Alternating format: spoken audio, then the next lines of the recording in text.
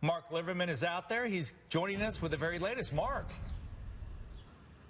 Yeah, brand new details in this. We now can confirm that a suspect is in custody after a standoff that went on for hours early this morning. It started about 1 o'clock this morning. Also, one thing we noticed over the last half hour, 45 minutes, is the tear gas kind of making its way in this direction. Everybody in this area, our crew, was coughing. I was coughing. You felt it in your eyes, and you see in the distance there all the police activity that's going on right now, all the SWAT, the debriefing that's going on. Unclear if the suspect has been taken off property or is still on property, but we do know that he is now in custody.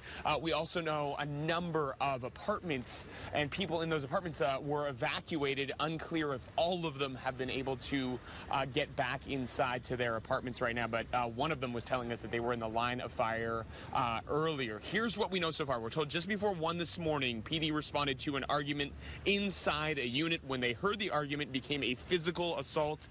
They forced entry and were able to get a woman who had been assaulted out of the apartment. We're told the suspect barricaded himself in a bedroom. SWAT responded, and around 5:30 this morning, the suspect was taken into custody. Police say this was a domestic violence situation, and the woman is being treated for her injuries, although police haven't specified the extent of those injuries. And a little while ago, we spoke to one of the people who was evacuated from his apartment. Take a listen. We spoke to a woman, we spoke to a man, but take a listen to what one of them had to say.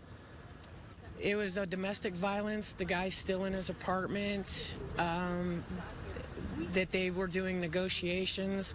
They've blown out some lights around the apartment.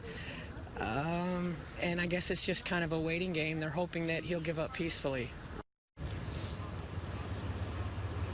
And that was Stacy you just heard from. We also spoke to Justin earlier, echoing the same statements. Of course, how startling this was to be woken up at 3 o'clock in the morning, police banging on their door, telling them to get out. They were all kind of in this area right here waiting for hours. We heard flashbangs. We heard glass breaking. And this went on for hours this morning. At one point, we actually heard shouting. Couldn't tell if it was police or someone inside of that unit, but we were hearing yelling, especially around 5:30 this morning, and then around 6 o'clock, that is when police confirmed that that suspect was taken into custody.